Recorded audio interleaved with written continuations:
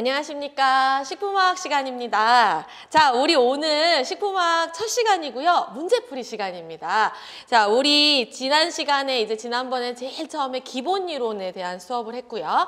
그 다음에 핵심 및 심화 이론 수업을 했습니다. 그래서 지금 현재 식품화학 공부하시는 분들이 저에게 Q&A도 많이 주시고 공부를 어떻게 하고 계시는지 사실 질문을 주시면 오히려 어떻게 공부하고 계시는구나 또 질문을 하시다가 그분의 성장이 느껴지는 경우도 있어요. 처음에 했던 질문보다 난이도가 높은 질문도 하시고 그래서 제가 여기 영상을 보시는 분들과 소통하는 부분은 그런 정도이긴 하지만 그렇게 해서 열심히 공부하고 계시는 거 알고 있습니다.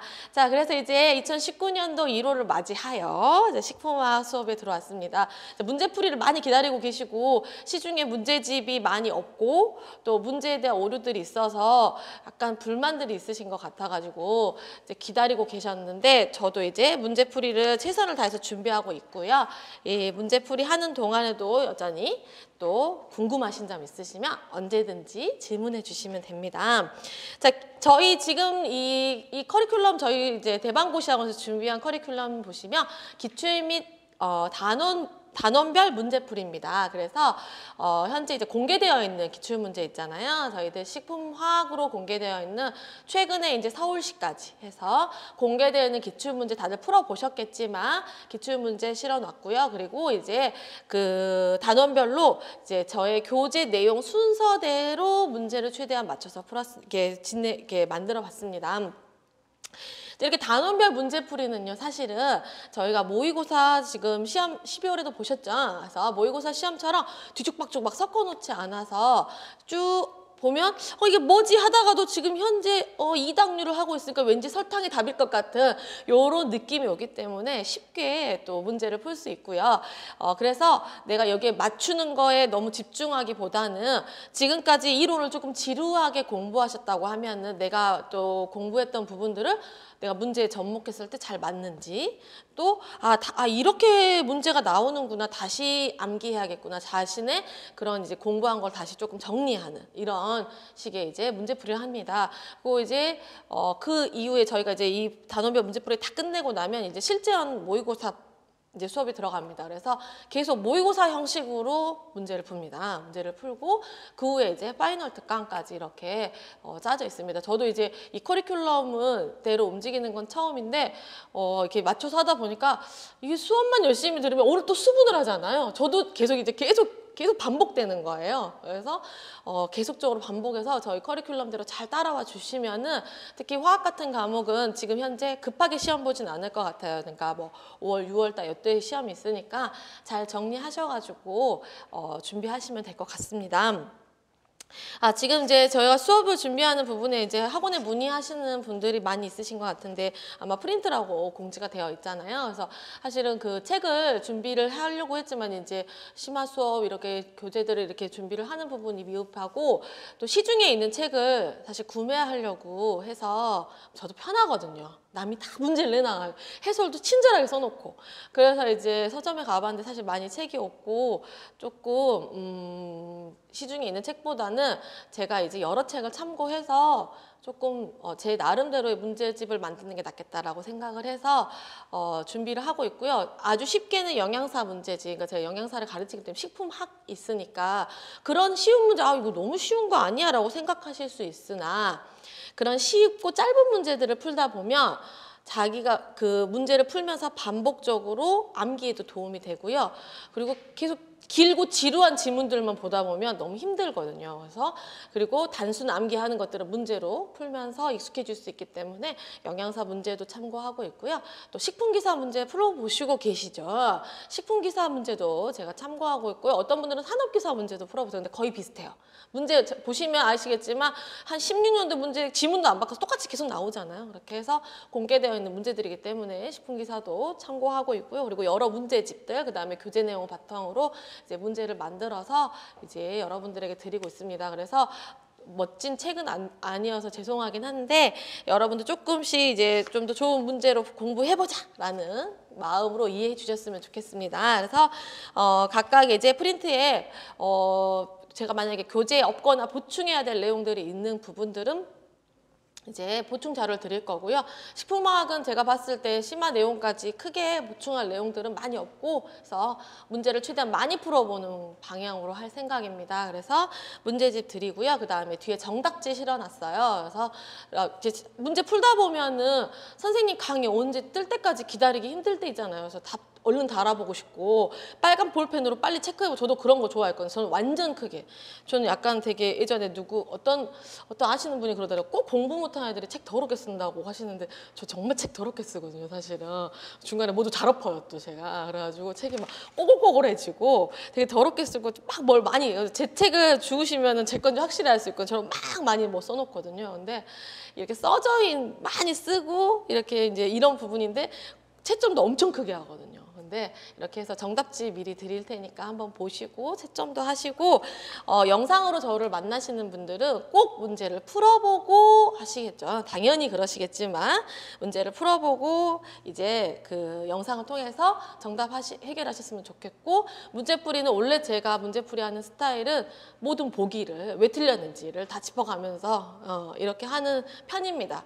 그런데 그렇게 하다 보면 뭐가 있냐면, 너무 쉬워서 넘어갔는데 뭔가 이상해서 넘어갔다고 생각하는 그런 것만 생각하시지 않으면 돼요. 제가 너무 쉬울 땐 그냥 넘어갈 수 있지만 웬만하면 다 보기를 해결해드리는 편입니다. 자, 그러면 오늘 이제 그 심화 이론과 이제 이론 부분이 끝나고 문제풀이 처음 스타트 오리엔테이션이기 때문에요. 우리 식품화학계 각 파트별 문제 그 출제 경향 한 번 더 설명드리고 가야 될 것 같습니다. 그래서 또 오늘 처음 이 문제풀이를 처음으로 시청하시는 분들도 있기 때문에 우리 식품화학 과목에서 문제가 어떤 파트에서 어느 정도 나오는지 한번 설명해 드리고, 그 다음에 이제 문제를 본격적으로 풀어보도록 하겠습니다. 자, 우리 식품화학은 첫 번째 파트에서 수분이 나옵니다. 근데 수분은요, 보통 한 문제, 두 문제인데 두 문제도 많이 나옵니다. 그래서 여러분들도 문제 기출된 거 풀어보셨겠지만, 근데 수분은 되게 다행인 게 나오는 게 한 4개 정도, 5개 정도 챕터가 딱 정해져 있어요. 그 안에서 무조건 나오게 돼있어요. 그 안에서 2개 나온다는 건 되게 제 생각에 되게 기쁜 것 같아요. 물론 탄수화물도 많이 나오는데 사실 뭐 색과맛 이런 데서 엄청 많이 외웠는데 1개 나오고 막 이러잖아요. 냄새 다 외웠는데 안 나오고, 이런 거보다 우리 뭐 등원, 흡습, 곡선, 자율수, 결합수 이런 식으로 나올 문제들이 정해져 있는데 거의 2문제 가까이 나옵니다. 그래서 수분 파트 꼭 체크해 주시면 좋을 것 같습니다. 자, 그 다음에 메인이 나옵니다. 탄수화물하고 지질하고 그 다음에 단백질이 나옵니다. 그래서 이렇게 메인 3개에서 보통 9문제에서 10문제 가까이 나옵니다. 그래서 9문제에서 10문제, 요 셋이 합쳐서. 그러면 얘들이 보통 셋 이렇게 나오겠죠. 탄수화물 4 정도 이렇게 나온다. 그러면 우리 이번에 뭐 서울시라든가 이런 뭐 탄수화물이 많이 나왔다, 5개 나왔다, 그러면 지질이나 단백질에서 1-2개 적게 나오고요. 또 뭐 그 전에처럼 지질이 갑자기 5개가 나왔다 그러면 다른 데서 조금 적게 나와요. 그래서 토탈 이 3개의 챕터에서 보통 9문제에서 10문제 정도 출제된다 생각을 하시면 됩니다. 거의 절반이 나오기 때문에 이 부분은 특별히 잘 공부해 두셔야겠죠. 물론 내용도 엄청 많습니다. 요거 하고 나면 한번 좀 쉬어도 되잖아요, 마음이. 자, 그 다음에 이제 비타민 파트와 무기질이 나옵니다. 그래서 비타민과 무기질에서 보통 1문제에서 2문제 각각 나오거나, 무기질 안 나오거나, 근데 비타민은 꼭 나오겠죠. 그래서 이렇게 비타민에서 1문제에서 2문제 이렇게 나옵니다. 그래서 5대 영양소에서 거의 지금 뭐 그러니까 적게는 10문제, 많게는 12문제 정도 출제가 됩니다. 그러니까 수분까지 6대 우리 영양소 우리 옛날에 다 배웠잖아요. 그러면 거의 14문제가 출제된다고 생각하시면 돼요. 그래서 여기까지는 진짜 빡세게 공부를 하시는 게 좋습니다. 여기까지는. 그리고 다음에 이제 색깔갈변 파트가 나옵니다. 그래서 여기서 또 이제 한숨을 돌렸는데 라고 생각하는데 요 갈변 파트에서 2문제 정도 나옵니다. 그래서 지난번에도 2문제 가까이 나왔잖아요. 근데 갈변 파트는 다행인 게 정해져 있습니다. 꼭 외워야 되는 뭐 마이야르라든가 이런 애들이 주로 나옵니다. 그래서 색깔 갈변 파트에서 한 2문제 정도 나오고요. 그 다음에 맛과 냄새 부분에서 1문제 정도, 뭐 2문제 정도 이렇게 나오고, 효소 파트, 물성 파트, 그 다음에 독성 물질 파트. 이게 뒤쪽에 있는 이제 사이드 내용들인데 물성에서 한 문제 정도는 거의 꼭 나오고요. 이런 애들 안 나올 수 있습니다. 효소는 안 나올 수 있는데 물성에서는 그렇게 어렵게 나오진 않고요. 우리 용어 정리죠. 점탄성은 무엇인가, 점성은 예사성 무엇인가 이런 식의 예시가 나온다든가 이런 나올 수 있고요. 그다음에 이제 독성 물질은 보통 이제 자연독과 관련되거나 아니면 이제 여기 독성 물질이라든가 아니면 우리 뭐 방사능과 관련된다거나 아니면 그 첨가물, 식품 첨가물 같은 파트가 이렇게 이제 위생과 관련한 부분, 식품 위생 파트와 관련해서 이렇게 나옵니다. 그래서 그 심화 때도 이제 이 독성 물질에 대한 내용을 정말 많은 내용이 사실 근데 되게 간단하게 줄인 편이긴 한데, 그러니까 우리가 위생학 공부하시는 분들이 봤을 때는 진짜 간단한지 알게 될 거예요. 왜냐면 우리 엄청나게 몇 주 동안 걸쳐서 하거든요, 이 독성 물질을. 네, 최대한 꼭 나와야 되는 부분들 이렇게. 외워두시고 그 다음에 이제 이렇게 첨가물, 식품 첨가물에 대한 부분들 이런 것들 제가 문제 준비를 하면서 이런 문제들이 있을 때 조금 보조 자료를 해가지고 또 첨가물 파트라든가 이런 것들 좀 도와드린다든가 이렇게 준비를 해보도록 하겠습니다. 자, 이렇게 식품화학은 준비하시면 되고요. 식품화학 공부하시면서 되게 어려움 많이 느끼세요. 그래서 가끔 저한테 이제 그 공부 질문 이외에도 다른 질문들 주시는데 괜찮습니다. 물론 제가 엄청난 좋은 가이드를 해주면 저도 좋겠는데 그래도 답답하시잖아요. 그러면 도대체 어떻게 해야 되냐 이런 거 질문하셔도 되고요. 식품화학은 사실 저도 어려워요. 왜냐하면 하면 할수록 해도 이게 이 내용 너무나 이 내용 이랬었나? 저랬었나? 이런 경우도 있고 책마다도 이번에 질문하신 부분도 책이 한 5권 이렇게 딱 펼쳐놓고 있으면 2개와 3개가 다른 내용이 있다거나 이래서 아마 힘드실 겁니다. 그래서 저도 힘들고 저도 이런 거 있잖아요. 선생님이 난 아주 잘해. 너희만 못해 이러면 되게 아니잖아요. 이건 아니잖아요. 그것은 거짓말이거든요, 사실은. 그래서 저도 힘들고 어렵지만 열심히 준비해서 여러분들 가르치고 있습니다. 그러니까 여러분들도 열심히 하시면 됩니다. 그래서 우리가 좋은 점수를 맞았으면 좋겠습니다. 자, 이제 첫 번째 파트 수분에 들어가겠습니다. 자, 수분 파트 자, 수분 파트 보시면은 정해져 있는 내용이 있었잖아요. 그러면 수분 파트에서는 딱 5개의 토픽이 있습니다. 소주제가. 그러면 첫 번째가 우리 이렇게 물의 구조라든가 물의 특징이라든가 이런 것들이 나올 것이고, 두 번째는 자유수와 결합수. 그렇죠? 이 문제 나는 그냥 나왔으면 좋겠어요. 근데 거의 나와요. 그래도 다행히. 거의 다 맞으시잖아요. 그래서 자유수와 결합수 비교하는 문제, 특징 보는 문제 나올 거고요. 그 다음에 수분활성도.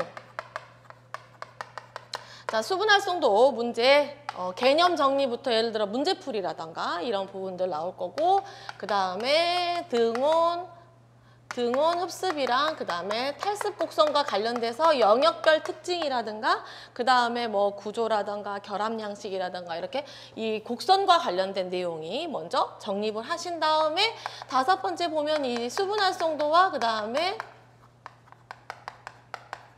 식품의 변화.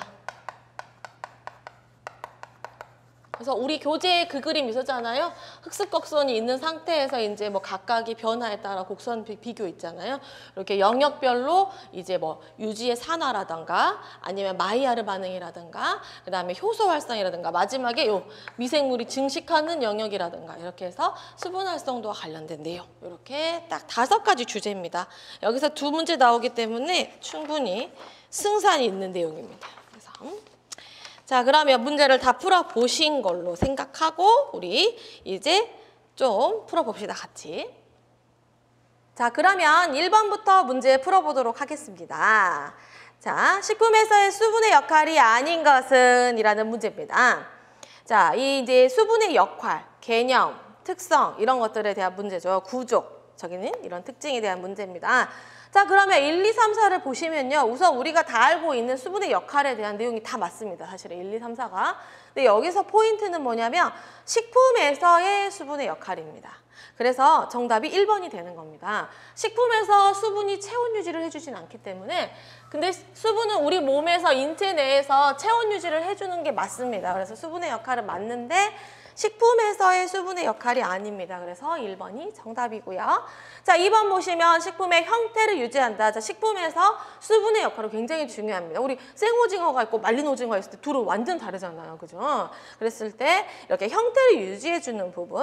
그 다음에 이 형태와 유지에 관련돼서 조직감을 부여하는 부분도 비슷한 개념입니다. 그래서 수분 함량이 높은 채소나 과일은 아삭아삭한 느낌을 주고 또 이렇게 이제 수분이 조금 이제 건조를 시킨 이제 말린 과일이라든가 건조 채소 같은 것도 또 질긴 느낌을 주잖아요. 이렇게 뜯어 먹는 질긴 느낌을 주기 때문에 이런 레올로지와 관련돼서 이런 식품의 조직감을 부여하는 부분도 수분이 식품에서 하는 역할입니다. 자, 그 다음에 네 번째 보시면 화학 반응의 용매로 작용이라는 부분 있잖아요.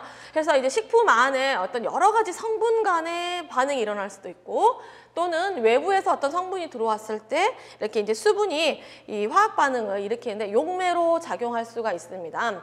그래서 본인이 이제 용매로 작용을 하거나 아니면 직접 반응에 관여할 수 있어요. 그죠? 그래서 대표적인 예가 가수분해. 그죠? 그래서 가수분해는 말 그대로 물이 있어서 물이 들어가서 분해를 일으키는 거기 때문에 물이 들어가서 반응에 직접 관여할 수도 있습니다. 그래서 수분의 역할에서는 1번이 틀렸습니다. 2번 수분의 기능이 아닌 것은 이라고 써져 있죠. 기능 한번 보겠습니다. 1번 미생물의 성장 및 증식의 영향이라고 써져 있는데 맞는 내용이죠. 그래서 이 수분은 수분의 유무에 의해서 특히 부패를 일으키는 미생물의 증식과 깊은 관련이 있습니다. 그래서 우리 이제 이렇게 마지막 부분에서 이렇게 여기 영역할 때 0.8 할 때 여기 3영역 나올 때 요 이후부터 미생물이 증식하는 그림을 하잖아요. 요 안에는 미생물이 잘 못 자라기 때문에 여기는 되게 안정한 식품이 안정한 영역이다라고 표현할 수 있는 게 이 미생물에 의한 부패가 생각보다 많이 일어납니다. 그래서 자, 그다음에 2번 식품의 부피 및 중량의 영향인데 맞습니다. 그래서 이 수분 함량이 증가할수록 부피나 중량이 커지죠. 그래서 이 수분 함량을 줄여서 중량이나 부피를 줄일 수 있어요. 예를 들어 농축을 시킨다, 농축 과즙을 한다든가 건조를 시켜가지고 중량을 줄인다거나. 그래서 수분의 함량이 충분하고 이 본래 상태일 때는 뭐 우리가 이제 크기와 관련해서 경제성과 관련해서 뭐 저장고의 크기라든가 수송과도 관련되어 있다. 이렇게도 나와 있는 책들이 있죠. 그래서 이 수분에 의해서 부피와 중량에 영향을 주게 되고 경제성에도 영향을 주게 된다. 이렇게도 표현할 수 있습니다. 자, 수분의 기능이 아닌 것은 에너지 생산은 아니죠. 3번이 정답이고요. 건조식품의 조직감에 관여 맞습니다. 그래서 2번의 정답은 3번입니다. 자, 3번 보시면 식품의 수분의 물리적인 역할로 묶은 것은 기억, 식품의 조직감 부여, 니은, 식품의 부패, 디귿, 식품의 형태 유지, 리을, 가수분해 반응 성분 이렇게 써져 있죠. 자, 그러면 이 수분에 대한 내용 보시면 지금 물리적인 역할에 대한 문제가 나왔잖아요. 그러면 수분의 역할을 물리적, 화학적, 미생물학적으로 조금 나눠 보겠습니다. 자, 수분의 역할. 자, 첫 번째 화학적인 역할입니다. 우리가 알고 있는 역할을 다시 그냥 재분류하는 것 뿐입니다. 자, 화학적인 역할은 방금 전에 설명했던 것처럼 용매로 작용할 수 있고요. 그 다음에 직접 반응 성분이 될 수 있습니다. 대표적인 예가 가수분해다라고 말했죠. 자, 그 다음에 또 화학적인 역할 보시면 산패에 관여한다거나 또 갈변, 우리 마이야르 반응할 때도 수분이 있어야만 하잖아요. 그래서 수분이 아예 없으면 안 일어났었죠. 그래서 갈변에 관여한다거나 이런 것들이 화학적인 역할이 되고요. 두 번째는 물리적 역할입니다. 자, 물리적 역할을 생각해도 뭐 조직감 이런 거 관련돼 있을 것 같죠? 그래서 조직감과 관련돼 있고요. 그 다음에 건조, 농축, 수축 이런 것들이 이제 물리적 역할. 그 다음에 세 번째는 미생물학적 역할. 미생물학적 역할은 크게 두 가지로 나눌 수 있겠죠. 인간에게 유용하면 발효, 인간에게 유해하면 부패. 그래서 발효와 부패로 나눌 수 있습니다. 다 수분이 필요한 부분이니까. 영양학적 역할. 우리 인체 사실은 우리 영양학에서도 수분의 역할을 굉장히 중요하게 배우거든요. 그래서 우리 인체에서도 영양학적 역할 한번 보시면 가용성 단백질이라던가 물에 녹는 것들, 그 다음에 비타민 등을 용해하는 데 쓰이고, 그 다음에 운반하는 데 또 쓰인다. 이렇게 역할 정리를 한번 하면 좋겠습니다. 그래서 이제 수분의 기능은 무엇인가 이렇게 그냥 간단히 물어볼 수도 있고, 이것을 조금 더 세세하게 분류해서 뭐 물리적이냐 화학적이냐 미생물학적 이렇게 물어봤을 때 문제를 이제 풀어봅시다. 그래서 기역, 니은, 디귿, 리을 중에 수분의 물리적인 역할은 기역, 디귿입니다. 그죠? 조직감을 부여하고 형태를 유지하는 기역, 디귿이고, 니은의 경우에는 미생물학적 역할이겠죠. 그 다음에 리을의 경우에는 화학적인 역할입니다. 그래서 3번의 정답은 1번입니다. 자, 그 다음에 4번은요. 식품에서 물의 기능이 아닌 것은, 자, 식품에서 물의 기능을 찾아보겠습니다. 식품의 효소 반응에서 반응물이 되거나 반응 매개체 역할을 한다. 맞습니다. 동물성 식품과 식물성 식품의 세포 내외의 구성 성분이 된다. 맞습니다. 단백질과 무기질의 구조적 안정성에 중요한 역할을 한다도 맞고요. 자, 4번 보시면 마요네즈, 버터와 같은 수중 유적형 유화액에서 분산매의 기능을 한다. 자, 4번이 틀렸죠. 자, 마요네즈와 버터는 분산매, 분산질이 다릅니다. 마요네즈하고 버터는 다른 친구입니다. 버터의 짝꿍은 누구였냐면 마가린이었어요. 그죠? 그래서 우리 버터, 마가린은 기억하고 있으시잖아요. 버터, 마가린은 유중 수적형. 그래서 WO입니다. 이렇게. 그렇기 때문에 분산매가 누구냐? 요 오일입니다. 오일이 분산매고요. 마요네즈는 수중 유적형이었죠. 그래서 이렇게 바꿉니다. 그래서 분산매가 유화액에서 분산매의 기능을 한다 이렇게 써져 있는데 수중 유적형이 아닙니다. 그렇죠? 각각 다르다. 이렇게 적어주시면 됩니다. 자, 5번 보겠습니다. 물은 비슷한 분자량을 가진 다른 화합물에 비해 녹는 점이나 끓는 점이 높다. 그 이유는 무엇인가? 자, 교재에서 설명드린 적 있습니다. 자, 물은 왜 다른 친구들, 그래서 우리 교재 몇 페이지냐면 1페이지네요. 1페이지 보시면 우리 물이 지금 18 정도 되잖아요, 분자량이. 근데 다른 애들 뭐 16이라든가 17이라든가 이렇게 다른 친구들하고 분자량 비슷한데 녹는 끓는 점이 다른 애들보다 상당히 높습니다. 그래서 도대체 얘는 왜 그러나 이렇게 설명하는데, 이 물 분자 간의 수소 결합에 의해서 이런 영향을 미친다라고 했었죠. 그래서 우리 수소 결합 기억나시죠? 수소 결합은 공유 결합과 다르다. 심화 때 자세히 설명드렸었죠. 공유 결합과 다릅니다. 그래서 이렇게 원자와 원자 사이에 꽉 결합하고 있는 게 아닙니다. 수소 결합은 그냥 반데르발스 힘처럼 그냥 이렇게 살짝 연결되는 약한 결합이에요, 사실은. 근데 얘가 다른 애들보다는 조금 더 세기 때문에 결합이라는 표현을 쓰는 겁니다. 그래서 반데르발스 힘이라고 쓰지 않고 무슨 인력 이런 표현을 쓰지 않고 좀 더 바른 표현을 쓰는 거고, 산소 두 개, 그러니까 산소와 수소가 이렇게 미키마우스처럼 있잖아요. 그랬을 때 얘가 세기 때문에 얘들 수소를 잡아 당기니까 극을 띠게 되고 쌍극자를 띠게 되면서 쌍극자인 애들끼리도 물이 여러 개가 있다 보니까 꽉 결합을 하고 있어가지고 이런 수소 결합의 특징에 의해서 물이 다른 아이들에 비해서 뭐 B점도 높고, 그러니까 녹는 점, 끓는 점이 높다라고 써져 있죠. 그러니까 융점과 B점이 높다.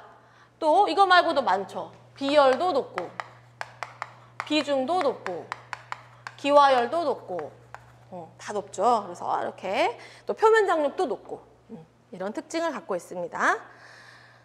자, 6번 수분의 역할에 대한 설명으로 옳지 않은 것은 1번 체온 조절 작용을 한다. 맞습니다. 이제 수분의 역할은 이제 여러 가지 다 나오는 겁니다. 체온 조절 작용을 해주고요. 2번 영양소, 산소, 노폐물을 운반하는 역할을 하고요. 친수성 고분자 화합물인 단백질이나 전분을 콜로이드 상태로 분산시킨다. 맞습니다. 4번 보시면 가열 조건을 일정하게 유지시키지 못한다. 자, 4번이 틀렸습니다. 자, 이 수분은 1번에 있는 내용과 4번에 있는 내용이 연결이 되어 있습니다. 그래서 우리 수분의 경우에는 비열이 높다라고 써져 있죠. 그럼 비열이 높다는 것은 1도씨를 올리는데 열이 많이 필요하다는 거예요. 그렇지만 내리는데도 그러니까 빨리 오르지도 않고 빨리 식지 않아요. 그러면 빨리 올랐다 빨리 식은 건 뭐가 있냐? 기름. 우리가 기름 오늘은 튀김을 해 먹을까? 하고 딱 불 올리면 몇 분 사이에 거의 이렇게 올라가잖아요. 쭉 올라가서. 그 후라이팬에도 살짝 물 넣고 그냥 불 세게 틀면 금방 300도, 400도 돼요. 그래서 우리 독성 물질 할 때 그 테플론, 네, 독성 물질로 그 뭐 헥사플로레탄 이런 거 나오거든요. 아무것도 넣지 않고 후라이팬만 가열하면 굉장히 안 좋거든요. 이런 거. 그렇듯이 이렇게 기름 얘기하다 독성 물질까지 갔는데 기름 같은 경우는 금방 올랐다가 또 금방 떨어지기 때문에 우리가 기름 예를 들어 예전에 여러분들 조리 원리 때 배우면 이렇게 두꺼운 솥을 써야 된다 이렇게 말을 하는 게 외부에 의해서 온도 변화가 쉽게 확확 변하는 거예요. 근데 물 같은 경우는 비열이 크기 때문에 기름은 비열이 작아요. 근데 비열이 크기 때문에 금방 온도가 올랐다 금방 식지 않으니까 이렇게 가열 조건이 일정하게 유지시키지 못한다? 이것이 아니다. 틀린 내용이 되는 거고 우리 몸도 물이 이렇게 높게 우리 몸을 구성하고 있는 이유가 우리가 이렇게 체온 유지하는데도 우리 물이 중요한 역할을 해주는 겁니다. 자, 그래서 6번의 정답은 4번입니다. 자, 여기가 이제 소제목 토픽 1이었던 이 구조와 관련된 내용입니다. 그래서 물의 구조라던가 특징이라든가 이런 내용들이고요. 두 번째 토픽인 자유수와 결합수로 가겠습니다. 자유수와 결합수는 여러분들 너무 잘 알고 계셔가지고 우리 그래도 한번 또 봅니다. 우리 책 2페이지 보시면 자유수와 결합수를 비교해 두었습니다. 한번 읽어보고 또 수업 들어가면 문제 들어가면 훨씬 쉽죠. 자, 자유수와 결합수의 특징 한번 보시면 자, 자유수는요, 식품 중에 자유로이 운동하고 있는 물이고요. 결합수는요, 성분하고 이렇게 결합하고 있는 물입니다. 그래서 이름만 들어도 뭔가 자유롭고 뭔가 답답합니다. 그죠? 그래서 자유롭게 운동할 수 없는 물이 결합수입니다. 이거에 따른 차이는 굉장히 큽니다. 그럼 우리가 일상적으로 물이라고 표현하는 건 전부 자유수입니다. 결합수는 우리가 일상에서 쉽게 만나지 못하죠. 예를 들어 우리가 뭐 그 두부를 이렇게 꽉 짜면 물이 쫙 나오잖아요. 전부 자유수가 나오는 거지 결합수가 나오지 않습니다. 그래서 이렇게 우리가 일상에서 만나는 물들은 다 자유수 또는 우리 기출대 문제들 보시면 유리수라는 표현도 하시죠. 그래서 유리수나 자유수 같은 말입니다. 자, 특징을 보시면 자유수는요, 극성이 크기 때문에 용질에 대한 용매로 작용할 수 있고요. 건조시키면 제거되고 0도씨 이하로 냉각시키면 동결돼. 우리가 알고 있는 물의 특징 그대로입니다. 4도씨에서 밀도 가장 크죠. 동결에 의해서 부피가 팽창됩니다. 얼었으니까. 그래서 물을 얼리면 이렇게 물을 가득 채워서 그릇에 넣고 얼리면 뚜껑이 열려버리죠. 왜? 부피가 팽창하기 때문에.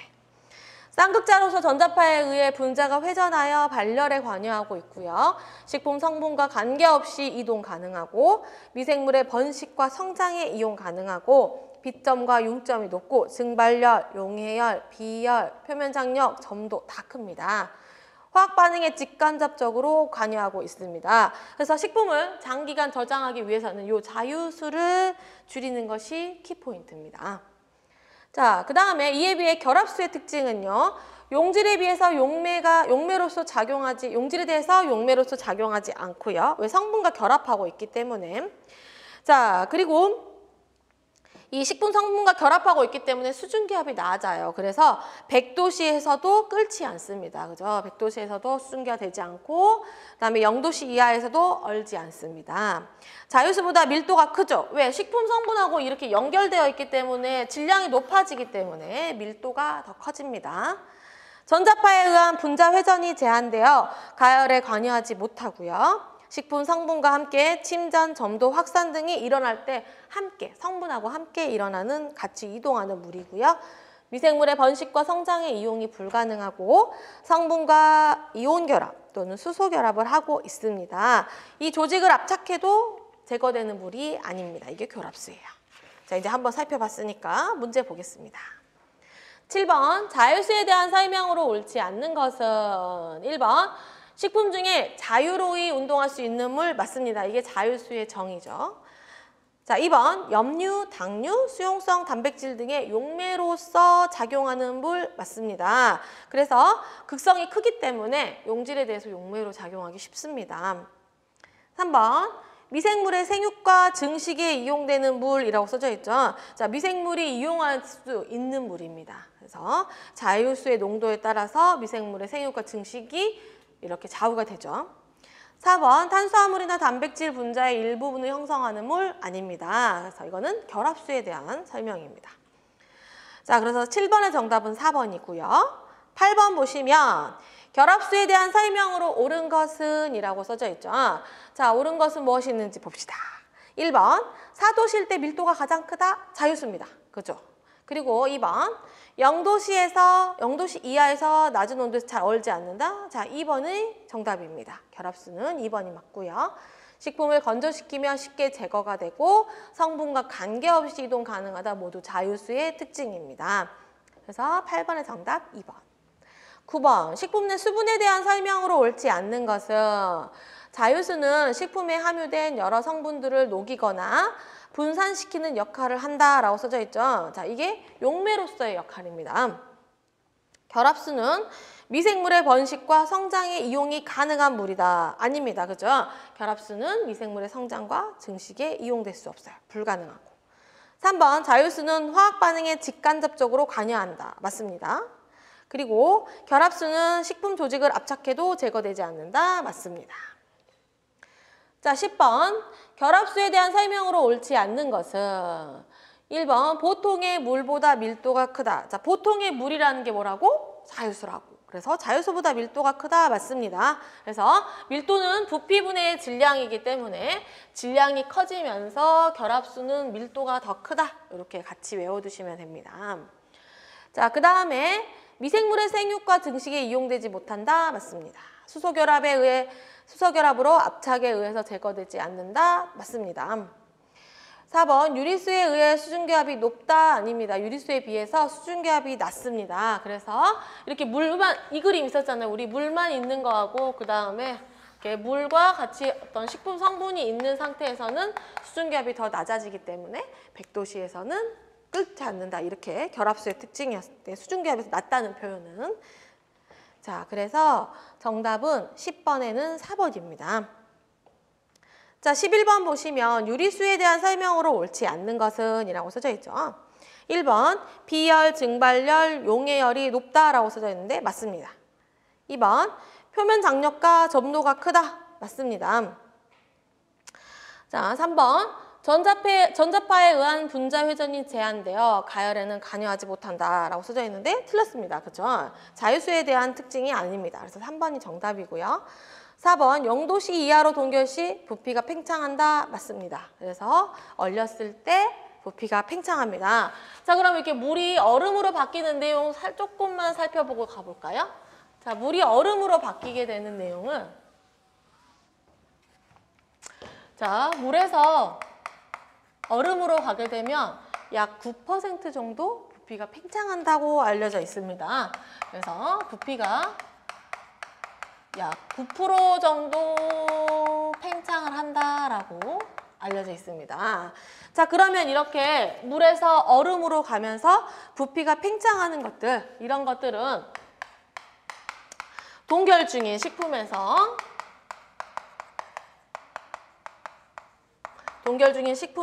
이 부피 변화, 얼마나 팽창을 할 것이냐, 부피가 변화하는 부분은 두 가지에 의해 영향을 받을 수 있는데 첫 번째는 물의 함량에 의해서 변화를 받을 수 있고요. 두 번째는 녹아있는 용질의 농도에 의해서 부피 변화에 영향을 받을 수 있습니다. 그래서 물의 함량과 용질의 농도에 의해 결정이 된다. 자, 우리가 보시면 여러분들이 이제 집에서 냉동실에다가 음식을 얼려 보면 빨리 먹으라고 하잖아요. 근데 물론 뭔가 냉동실이 금고 같아가지고 그래서 우리 엄마들끼리 이런 표현 많이 하거든요. 냉동실 쓰레기통이라고. 그래서 문 열면서 조심히 열어야 되잖아요. 우다다다 떨어지니까. 그래서 다 겪어보시는데 저는 예전에 이렇게 양쪽이 지금은 다른 냉장고를 쓰는데 제가 결혼할 때는 이렇게 양쪽이 딱 가운데 있고 여기 냉장 이렇게 된 냉장고 있었잖아요. 이렇게 여는 거. 그걸 썼는데 이게 되게 불편해요. 이게 되게 여기가 좁아요. 그래가지고 근데 저희 친정엄마는 맨날 와서 뭘 놓고 뭘 안 해 먹고 이러니까 여기가 그래서 결국에는 냉장고를 잡아먹었어요. 냉동고가. 왜냐면 회전이 안 되니까 얘가 아예 망가진 거예요. 그래가지고 지금 냉장고를 바꿔요. 요즘에 냉장고들은 다 이제 다 여기가 다 뚫렸어요. 이제 옛날처럼 가운데가 막혀 있으면 공간 활용이 더 안 되니까 다 뚫려 있거든요. 용량도 커지고 처음에 만났을 때 너무 행복했어요. 진짜 텅텅 비어서 지금 또 가득 찼어요. 그게 또 가득 찼는데 이렇게 이 냉동실에 넣어놓으면 그런 말을 많이 하잖아요. 전문가들이 빨리 먹어라. 왜냐하면 냉동에 넣으면 그대로 멈춰라 할 것 같은데 냉동에 있으면서도 계속적으로 수분은 탈수가 돼요. 그래서 얼렸던 거를 똑같이 이렇게 얼마 안 돼서 먹었을 때와 한 3달 있다 먹으면 훨씬 조직감 뭐랄까 퍼석퍼석해진다고 해야 되나? 생선도 그렇고 이렇게 푸석푸석해지거든요. 그 이유가 뭐냐면 동결하는 동안에도 계속 남아있는 물들이 제가 예전에 우리 이론 시간에 설명드릴 때 그 완만동결하고 급속동결 설명한 적 있잖아요. 그러면 급속동결하는 게 제일 좋긴 하겠죠. 그래서 이게 빈결을 형성한다고 했잖아요.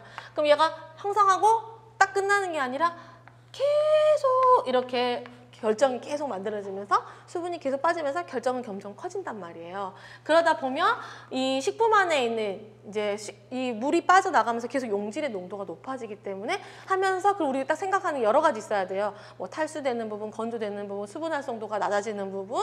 그러니까 우리가 지금 공부를 쭉 했기 때문에 또 단백질 변성 쪽으로 가야 돼요. 그렇죠? 염석이라든가 이런 기억이 딱 나야 됩니다.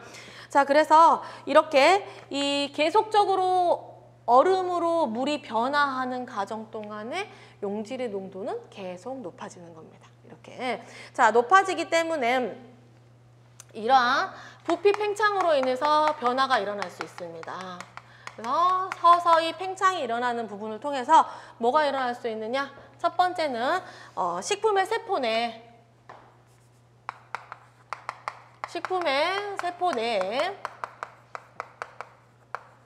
기계적 손상이 올 수 있습니다.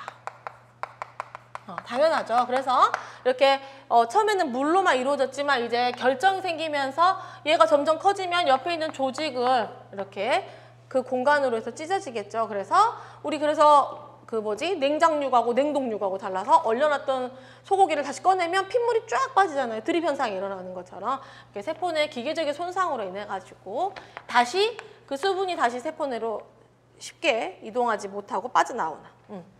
그 다음에 유화의 불안정화. 유화 아시죠? 그래서 섞이지 않는 애 둘을 섞어 놓는 거잖아요. 그랬을 때 얘들이 이제 이 여러 가지 냉동을 시키는 과정이라든가 아니면 이제 부피 팽창을 통해서 이렇게 유화의 과정이 우리 지금 유화되어 있는 식품들 우리 지금 물성 파트에서 많이 배웠잖아요. 그래서 불안정화 일어날 수 있습니다. 그래서 우리 지금 딱 생각나는 건 우리 조리홀 예전에 보면 뭐냐면 마요네즈가 분리되는 여러 가지 이유가 있거든요. 근데 전 한 번도 마요네즈를 만들어서 먹어볼 생각은 사실 한 번도 하지 않았는데 마요네즈를 실제로 만들어서 먹으면 뭐 젓는 속도라든가 그 다음에 그 기름과 식초를 섞은 다음에 달걀 넣잖아요. 그럴 달걀 노른자 넣을 때 요 양을 잘 맞추지 않으면 금방 분리가 되는 거죠. 분리가 돼서.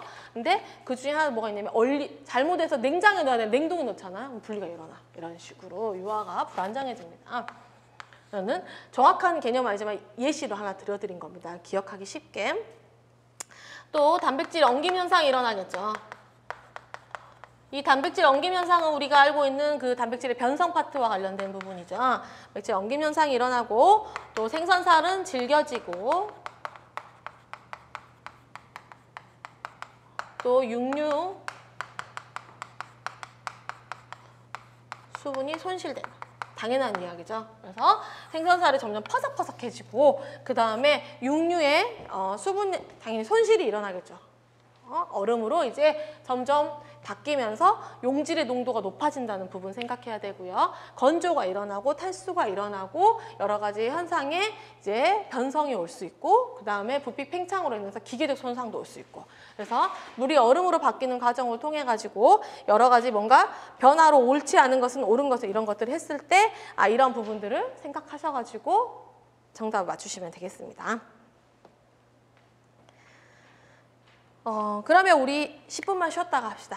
40분 됐으니까 그 다음에 이제 수분 활성도 내용이거든요. 그래서 우리 첫 시간이니까 10분만 쉬었다가 합시다.